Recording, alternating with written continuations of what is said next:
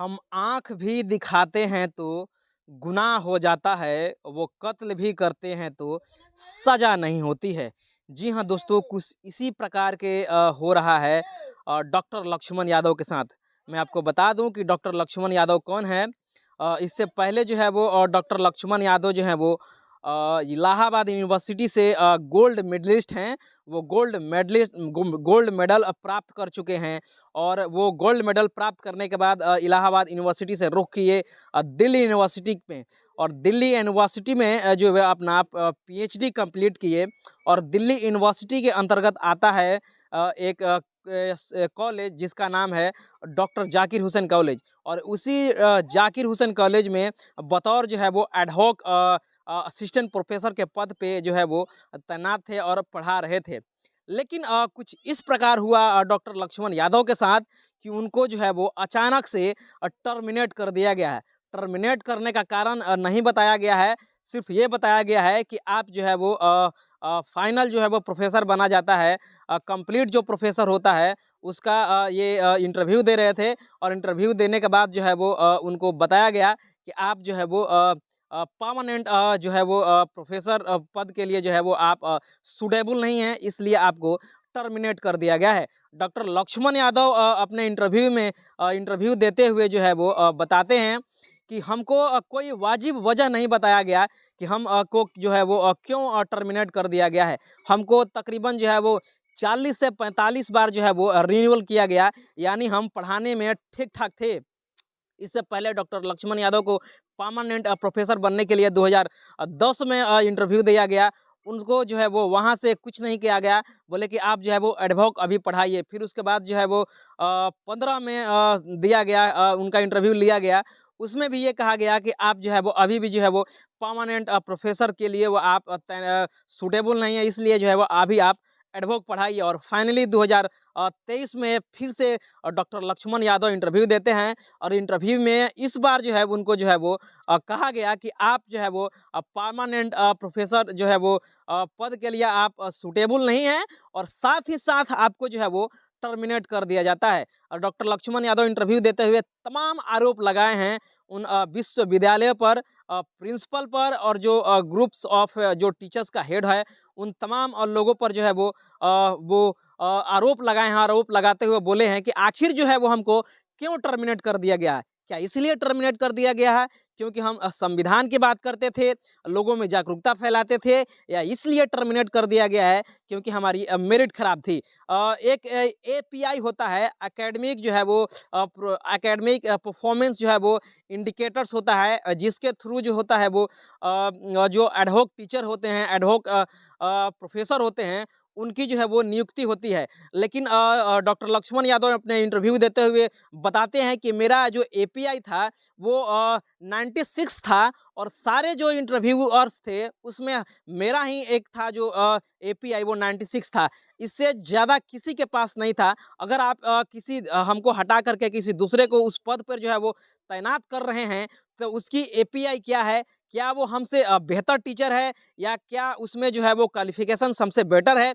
ये तो बताया जाए। या आप जो है वो किसी को जो है आप अपने विचारधारा से ये जो आपके मेल खाता है उसको आप तैनात कर दिए हैं।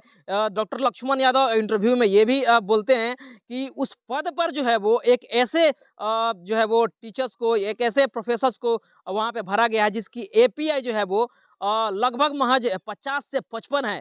तो एक 50 से 55 एपीआई वाले प्रोफ़ेसर्स को जो है वो एक 96 एपीआई के जो प्रोफ़ेसर है, उसके स्थान पर किस प्रकार से भरा गया है, ये समझ में नहीं आता है। और तमाम बातों को बताते हुए डॉक्टर लक्ष्मण यादव ये बताते हैं कि जो मेरा एपीआई था वो 96 था। आप क्या एक जो अकेडमी चलाते हैं उनके पत्नी को तो भी आप नहीं भर लिए हैं?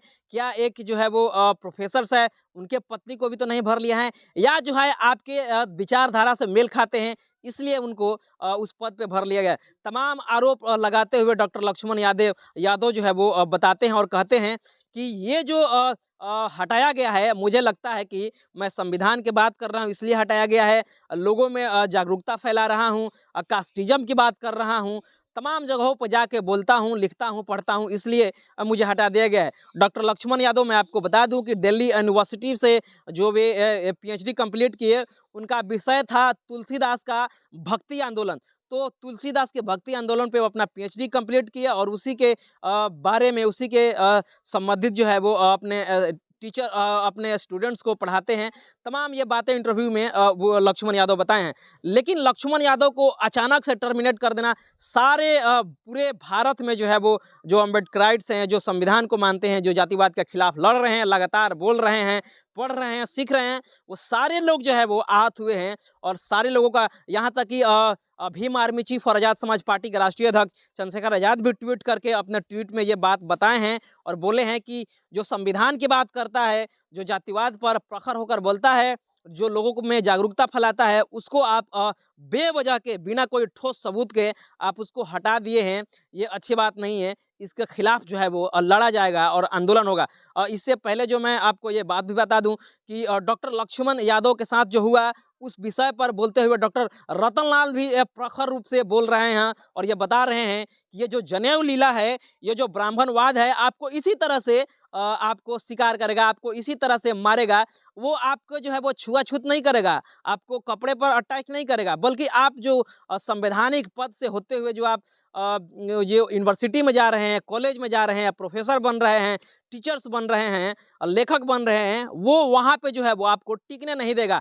आपकी ये धैर्य जवाब देती है या नहीं देती है, ये आप पर विषय है। तो तमाम देश भर में इस विषय पर जो है वो आंदोलन का रुख देने के लिए भी बात की जा रही है और तमाम अम्बेडकराइट जो हैं वो लिखने वाले, पढ़ने वाले, जो साहू पेरियार ललई यादव के विचार पर चलने वाले हैं, संविधान के विचारधारा पर चलने वाले हैं, उस विषय पे जो लोग बोलते हैं, वो तमाम लोगों का ये कहना है कि ये लड़ाई जो है वो डॉक्टर लक्ष्मण यादव के पर्सनल लड़ाई नहीं है, बल्कि ये जो है वो सामाजिक लड़ाई है, संवैधानिक लड़ाई है और इसको जो है वो संवैधानिक तरह से ही लड़ा जाएगा।